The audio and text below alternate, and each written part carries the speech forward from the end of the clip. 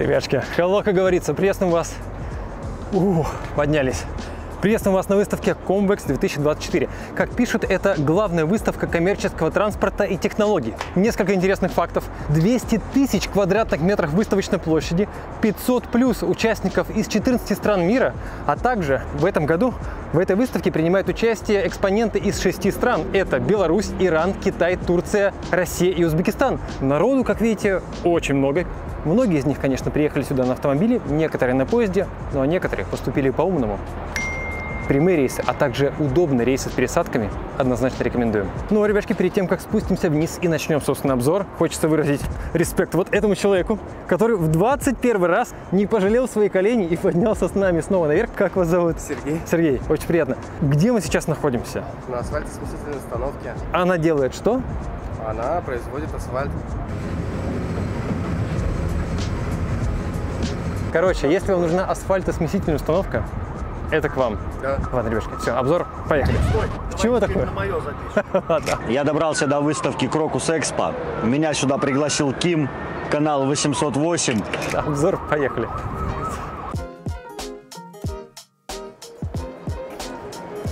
Страна. Китай, Китай, Китай, Китай, Китай, Китай, Китай, Китай, Китай, Китай, Китай, Китай. Один Китай. Китай, Китай, Китай, Китай, Китай. А вы делаете что-то, производите? Да, оборудование купить надо. Серьезно? Да. А раньше, наверное, иностранное покупали, ну, то есть не китайское. Наоборот, хотим китайское купить, Почему? потому что на рынке они дешевые. А Европа, Америка, ну, как раньше, там, маны разные, липхеры. Не, вести-то их можно, обходы санкции есть, обслуживание, нюансы, но опять же, если у липхера есть качество, Да. китайцы, допустим, если Сани или СМГ брать, они по качеству особо не уступают, но в цене там разница прям огромная. Окупаемость техники быстрее. Как вас зовут? Артур. Артур, очень приятно еще раз. Сюда. Очень приятно. Хорошего дня. По качеству говорят. То же самое. Не уступает, а обслуживание дешевле. Мы ищем Дмитрия. Ух ты, как накурено. Жесть. Это вообще легально? Дмитрий. Это не похоже на Дмитрия. Кирилл. Стопай, все, успокойся. Ребятки, 55 секунд. Найдем Дмитрия и продолжим. Алло. Средств на вашем счете недостаточно для звонка. Супер. Ребятки, было время, не положил денежку на телефон, и все, остался без связи. То ли дело сегодня, то ли дело Мегафон. Даже при нуле на счете оператор не блокирует самое нужное приложение. Эта опция называется Мегасила, связь при нуле. В нее входят популярные мессенджеры, WhatsApp, Telegram, Viber, а также приложение такси, навигация, банковские приложения и звонки на номера Мегафон Россия. И более того, трафик на мессенджеры и вот эти сервисы безлимитный. Мегасила действует 3 дня. За это время наверняка успеете положить денег на телефон. Однозначно рекомендуем. Продолжаем. Ребятки, спасибо, что посмотрели. Специальная ссылка внизу. Черная кепка, белое поло. Это как такой ребус. Давай поищем. Ребятки, директор дороги, вашему вниманию. Всем привет. Мы 80 поедем, догоняй.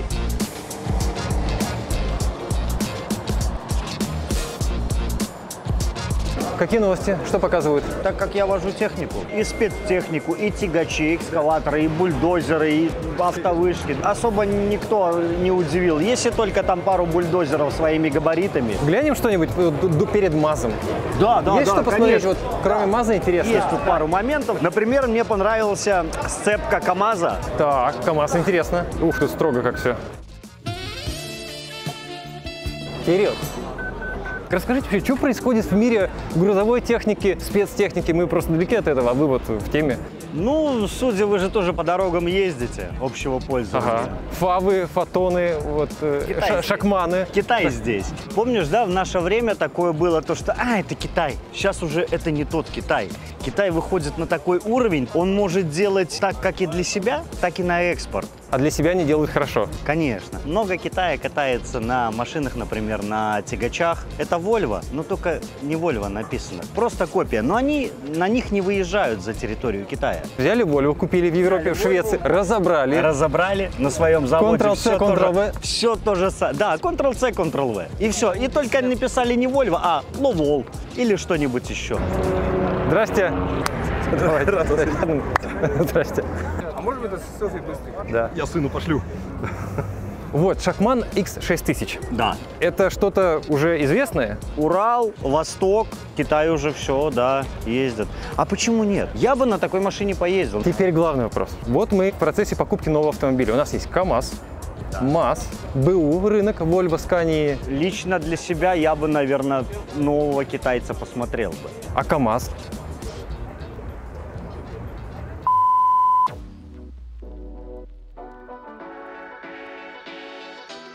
Пару слов о себе. Откуда родом? Сколько за рулем? Сам я из Республики Беларусь, Могилевская область. Респект. Да. Приехал в Питер в 2014 году, работал по Европе, ну а сейчас работаю по России. Не хочу в Европу, во-первых, потому что у меня маленький ребенок.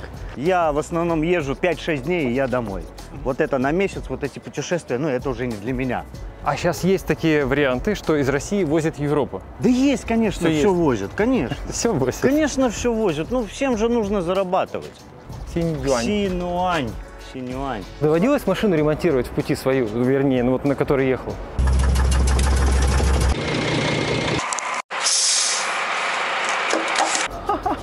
Каждый рейс. Каждый рейс, да. Перед Новым годом друг Сканию пригнал новую за 32 миллиона. Ну, так и где логика? Не проще ли 3 китайца купить? Один сломался, следующий поставил. Он считает, 3 китайца, даже по очереди, не проедут столько, сколько проедет Скания. Это что такое? Это КамАЗ. Что в нем интересного? А так должно быть? Как-то, ну... Но она это- закрыта. Не, в смысле, как-то... Ну, что это такое? Ну это же КамАЗ. А это вот... Вот поэтому друг Сканию и взял за 32. Можете ручку дернуть? По ощущениям, как? Ощущение, как какая-то фигня. Но она пластиковая, она сломается. Хотел просто пожать руку. Спасибо Офигенный канал, Да. супер. Прям вот. А у вас вот техника, я смотрю, вот это вот, да? Да. Это ближайший к европейским производителям, потому что очень много Да. берут от дировской техники, самый лучший технологии. Джон Дир американского, да? John Deere, да. А Ага. мы как раз агростроительные технологии. Ага. Это дилер в прошлом John Deere на протяжении 20 лет. И как Поэтому- вот сейчас, от этого к этому, как переход у вас? А от этого к этому очень легко. От Джон Дира к Сани. А потому что клиент садится в машину И? понимает, что органы управления те же самые, качество, надежность, Ага. и суд за двигатель, произведенный в Японии. Вот в так. Китае. Да. То есть нет такого со вздохом, эх, ну теперь будем это продавать. Нет, Вот такого нет? Нет, абсолютно нет. Здесь наоборот, они видят, что Сани, они какие-то недоработки Дира, они учитывают и в своих продуктах исправляют. Другой вопрос-то, кстати, острый. Завтра Джон Дир возвращается. Ваши действия. Мы возобновляем с ними контакты. А Сани? Здесь мы просто будем в других немножко ценовых категориях, потому что техника Дира, она будет процентов на 30 дороже, чем нынешняя, аналогичная по классу китайцев. Это оправданное плюс 30%? На сегодняшний день уже нет. Но вы рекламу сделали, конечно. Ладно. Нет, канал супер, прям я Как вас смотрел, зовут? Михаил. Очень приятно, да. Спасибо большое. Взаимно. Спасибо за время. Да, давайте. КамАЗ, собственно, почему я на него бросил взгляд? Что с ним Здесь делать? 2 полуприцепа. Это типа автопоезд? Это типа, да, это типа скандинавская сцепка, ну или австралийский вариант. А где в России такое? Оно допустимо? Я не знаю, где оно будет ездить. В России допустимая длина габаритных перевозок 20 метров. После 20 метров нужно спецразрешение. Можно вопрос? Где вот такая схема применима? Например? Москва-Казань, почему бы и нет. Ага. А сколько общая длина? А что производство? Клево. Спасибо большое. Так. Пошли. Да, идем. Где Volvo? А, я думал, ты прикалывался насчет названия. Ну зачем мне тебя обманывать? Ты говоришь, что вот я вопросы про все задаю. Конечно, интересно, потому что с одними людьми поговоришь, они говорят, да ну, профессия, вообще там ничего не платят. Потом мы встречаем человека на парковке, он говорит, 300 тысяч, вообще никто не идет работать. Я говорю, нифига себе. Другие пишут в комментариях, да средняя зарплата в России 30 тысяч рублей. А дальнобой там 200-300 получает, как говорят. Ну, смотря как работать. Есть такие зарплаты? Есть. Сколько? 200-250 есть зарплата. Сколько сейчас вот нормальный заработок дальнобоя, чтобы вот не упахиваться каждый, в нормальном режиме работать? Либо ты не работаешь и получаешь там до сотки. Не работаешь и получаешь до сотки, тоже хороший Как? сценарий. У нас же есть режим труда и отдыха. Если ты работаешь по режиму труда и отдыха, то ты получишь до сотки. Что такое сотка, когда тебя месяц нету дома? Когда ты живешь в машине? Что такое сотка? Согласен. Когда ты хорошо работаешь 12-13 часов в сутки, тогда ты 300 получишь. Это немножко нарушение закона раз, Не немножко. да, а во-вторых, это небезопасно. Есть такое. Мы находимся в какой-то... Павильон номер 3. Одни китайские тачки, джаки всякие. Сейчас как бы очень много людей, как это правильно сказать, стали нытиками. Мне некоторые говорят, вот ты там заходишь в кафе, там, ну, сильно ты шикарно ешь. И я говорю то, что я не хочу на себя меньше тратить. Если я буду видеть, что деньги заканчиваются, я просто начну больше зарабатывать. Тебе в комментариях пишут недовольны люди, что ты в кафе ешь? Да. То есть, что ты тратишь свои заработанные деньги как хочешь, и люди недовольны этим? Нет, а люди мне еще говорят то, что ты вот это не снимай, вот это снимай. Понимаешь, мир меняется. И сейчас люди становятся, ну... Мерс, да, стоит Мерс. Люди на самом Мерседес. деле, Вот и очень санкции. много людей стали нытиками. Очень много. Вот и все. Вот Volvo стоит. Но машина-то вроде новая. Ну, новая Volvo. Здрасте. Откуда у вас новая Volvo, можно спросить? Новая Volvo у нас из Европы. А как она тут оказалась? Мы занимаемся параллельным импортом. В багаже, что ли, привезли? Да. Здрасте. Сколько денег стоит вот эта машина? 19 миллионов 850 Что-то нормально вроде цена, 19 миллионов. Ну, тягач Ну, а хороший. там 8400. За китайцев. А вы откуда? С какого стенда? Мы с Перми. Я представляю компанию Ливерпуль, Евротрак. Мы возим машины из Европы. У вас Мерседесы есть? Китайские, мы из Китая. Китайские Мерседесы. Вот у меня есть тут руководитель по ВЭД, если вам интересно. Ладно, мы сейчас на МАЗ сходим, а то мы на МАЗ шли, а потом... Спасибо большое. Сколько схем разных сейчас. Чего такое? Все машины есть, Мерседесы есть, Volvo есть. Все зарабатывать хотят. И Volvo тоже. Так, давай, теперь мы видим вот такое. Посмотри минутку и скажи, будущее ли этого? Ребятушки, вашему вниманию, пока Дмитрий изучает этот автомобиль Maz X, было много разговоров. Много разговоров о том, что эту машину нарисовали для Mazda китайцы, сделали китайцы, но мы зашли в официальный пресс-релиз, и там, тем не менее, написано: белорусская инженерная компания «Универсальная мобильность» подтвердила, что кабину перспективного стильного тягача Maz X разработали именно ее сотрудники. То есть это, ребятушки, белорусский дизайн. Ну, по крайней мере, так написано. Впервые машину показали 19 января, наконец-то. Обещанного полгода ждут, наконец-то мы ее увидели. 19 января в ходе визита президента Беларуси Александра Лукашенко на заводе Белджип. Также в пользу того, что это белорусский дизайн, говорит о том, что там сейчас сидят в кабине китайцы и фотографируют активно и снимают. Видимо, даже китайцы заинтересовались этим автомобилем. Давайте сейчас Дмитрия найдем. Ребятки, сегодня смотрим, как говорится, топ за свои деньги. Новый Realme 12 Plus, у которого Pro-камера. Основной модуль Sony 50 мегапикселей, 2X внутрисенсорный зум, а также оптическая стабилизация. В меню этого смартфона есть фильтры, разработанные совместно с Клаудио Мирандой, обладателем премии Оскар. Что по начинке? Мощный процессор, два варианта по памяти, экран топовый, AMOLED, 120 Гц, яркость до 2000 нит. Смартфон доступен в двух цветах, также есть бежевый вариант, а еще дизайн, вдохновленный премиальными часами, качественная кожа и защита по стандарту IP54. Информация о стоимости уже по ссылке в описании. Рекомендуем. Продолжаем. Ну что, твое мнение? Честно, прям, ну, слушай, во-первых, потому что это родина и берет гордость. Мощная резина, реальный белорусский зубр. Белорусский зубр, хорошо сказано. Двери немножко не хватает водительской, ты обратил внимание? Может быть, это какой-то новый дизайн, но со стороны безопасности, а если машина ляжет на правый бок? Например, если остановит сотрудник ДПС, это хорошо, что ее нет. Он обойдет с пассажирской стороны, так как проезжая часть у нас слева, вот, он обойдет. И даже если дождик капает, он зайдет внутрь, то есть он может зайти. В машину зайдет прям? Ну, если позволит водитель. Электро? Да, электро. Написано, что тут две по 180 киловатт. Запас хода, то ли я неправильно написал, то ли правда так, 3000 километров. Смотри, так как есть топливные баки, я так понимаю, что, наверное, где-то совмещено дизель с электричеством, что-то кому-то помогает что-то вырабатывать. Если поехать, так как я сказал, что в основном по северо-западу работаю, там 8 месяцев зима. Чтобы не было скользко, ездят машины КДМки, сыпят песок с камнями. Вот это все улетит, вот это все разобьется. Здесь нужна защита. Ну, я думаю, они это поставят. То есть фары слишком низко, да, сделаны? Да, дворники, это я еще на фотографии, стеклоочистители. Понятно, что здесь зеркал нету, электрические зеркала. Если будут здесь стоять обычные зеркала, в любом случае грязь, дождь закинет на зеркало.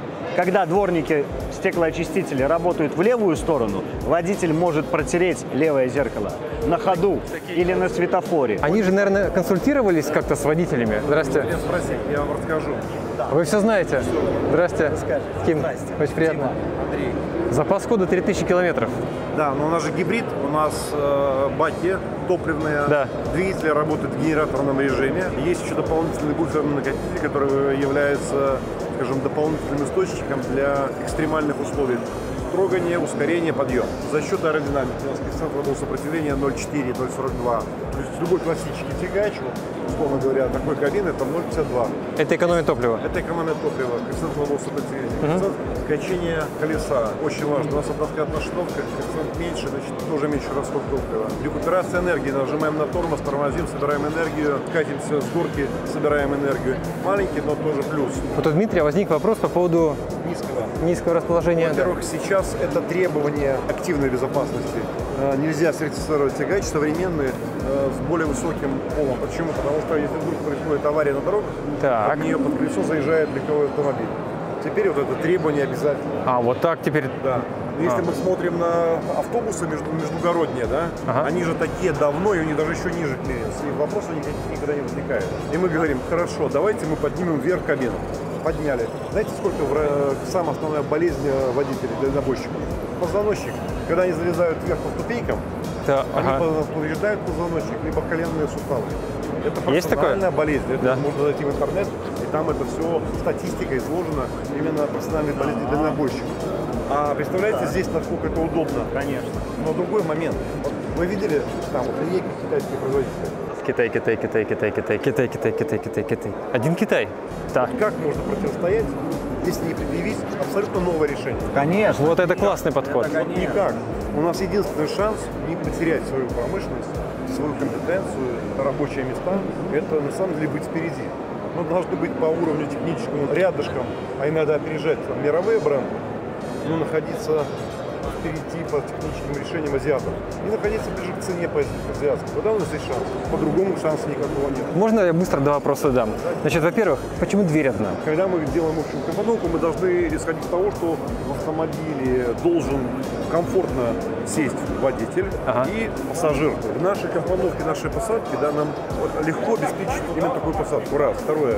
Выбирая дверь с той стороны, мы исключаем аварийную ситуацию, когда водитель открывает дверь, и с той стороны мимо него может проехать другое транспортное средство и просто снести эту дверь вместе с водителем. То есть если вдруг машина падает на бок, то в данной ситуации он может выдавить стекло лобовое, там внутри есть специальный молоток. И лобовое даже? Конечно, боковое, окно лобовое, плюс у нас еще как опция будет еще окна наверху, на втором этаже. Они там клево. по размерам под плечи, с вентиляцией дополнительной и так далее. Поверьте, у нас новая версия, она будет совсем другая. У вас уже готовится новая версия? Конечно. Ну, это нормальный процесс, когда мы делаем первый образец, делаем на основании, даже сколько бы мы и строили макетов предварительных, мы все равно эргономику не почувствуем, мы не поймем все нюансы. Да? Вот только когда есть готовый автомобиль, мы можем сказать, здесь у нас все хорошо, вот здесь у нас есть проблема, но у нас есть возможности, которые мы используем для следующей итерации. В серию-то это пойдет? У нас сейчас идет следующий этап подготовки изготовления опытно-промышленной партии, доработка всех нюансов и подготовка серийного производства. Вот прям точно пойдет? Да, гарантированно. 26 год, первый квартал. Круто. А есть какие-то очень примерные ориентиры по цене? Она будет плюс-минус посередине между азиатской ценой и европейской. Ну, в размере сейчас 120-125 тысяч долларов. Да. Извините, Scania, Volvo сейчас стоит 200, 190. Азиаты стоят 115-125. У нас на самом деле этого все боятся. А вот зачем? А Mercedes же этого не делал, а равноценно не сделал. Китайский. А зачем? Какой китайский? Ты что, брат? Белорусская машина. Вот так. Вот так вот. Потому что все, молодежь уже не верит в наши силы. Но вы стараетесь. Конечно. С вашей помощью. Ну, как тебе вход? Ну, интересно. О твоем здоровье, между прочим, заботятся люди, мазовцы. Ну, она наверняка мягкая. А ты откуда все знаешь? Ты в теме, что ли? А? Ты ездил в кабине тягача? Ну да. Когда? Как? Кто тебе разрешил? Еще в 2021. А что ты там делал? Ну, нас там в Москве катали. А, повезло тебе. Ну, мой папа Вот. тоже поуправлял. Ну, понятно. Ну, ты все, посмотрел, да? Да. Смотри, говорю, сколько техники. Чайник, мультиварка, микроволновка. Заходить, да, вроде удобно. Один раз ногу поднял и все. Но зачем вот эти здесь перепады? Ну, для чего? Вот отсюда сюда перепад, отсюда сюда. Почему не сделать ровный пол? И это будет банально неудобно, даже если в темноте я свет не включил. Например, у меня здесь лежит телефон, я на кровати, я свет не включил, и я могу просто шагнуть туда и ту же ногу сломать. И суставы уже те, которые они мне берегут, это уже не поможет. Потом второй вопрос. Смотри, кровать довольно-таки узкая. Столик откидывается, я уже проверил. Вот он столик. Ну, это такой трансформер. Вот здесь должна быть кровать, я так понимаю. А смотри, телевизор даже есть. Да. Клево. Так Это вот. инновации или как это? Это мы впихнули все сюда, все, что смогли. Стоит сказать, что это не макет, но и не серийная машина. Не серийная, где-то потому что, смотри, работает. спальное место, оно узкое. То есть, значит, эта машина предназначена 2-3 ночи поспать образно, да? Так, ночью проснулись. И вот такая кроватка. Но она узкая, она очень узкая. А у тебя прям сильно больше, что ли? Ну, у меня в Скании шире. Жены ездят часто в рейс, я читал. Да, слышал. ну, со мной жена ездила, вот на американца мы в Мурманск наверное, ездили. можно и вдвоем хочется поспать. Да, но мы на американца ездили. Да, понятно. Так как узкий спальник, то есть эта машина не для дальних рейсов. Как дискотека началась. Потому что, ну, человек, если поспит неделю на этой кровати, позвоночник просто можно будет выбросить. Так как эта машина не для дальних рейсов, зачем мне телевизор, зачем мне микроволновка, зачем мне вот эта кошеварка какая-то, для чего мне на короткие рейсы вот эта вот вся барбитура здесь? Мы катались на китайском Джей какой-то вот электрическом грузовике. Там было газ-тормоз. Даже откинусь назад поудобнее. Фура идет рядом с тобой, и для нее процесс каждый раз торможения, разгона, трогания с места — это целый труд. Здесь что, газ, тормоз и экран. Больше вообще ничего нет. А тут как-то много всего. Мультимедию перенесли в левую сторону. Ручник это... слева. Да, ручник прицепа. А вот обычный ручник. Почему не поставили рядом два ручника? Почему телевизор слева? Всегда было вот здесь вся мультимедиа. Прости, а это же тоже автомат? Да. А у тебя тачка на автомате или? Нет, на механике. Автомат же сильно удобнее, нет? Конечно. Сколько у тебя передач в машине? 8. Я опять же со своей говорю, понимаешь, я там езжу по зиме. Конечно, автомат, это супер удобно. Давай уже выйдем, потому что очередь скопилась. Давай. Тут еще много всяких... О, умывальник. Да. А такое бывает вообще сейчас в грузотягачах? Конечно. Да? У американцев уже 20 лет назад такое. Прикольно, я такого не видел. А Ким, ну он не здесь должен быть. А где? Ну где-то вот там он должен, ну как, вот ты, как ты мыться? Смотри, умывальник расположен вот так, то есть ты должен стоять вот так.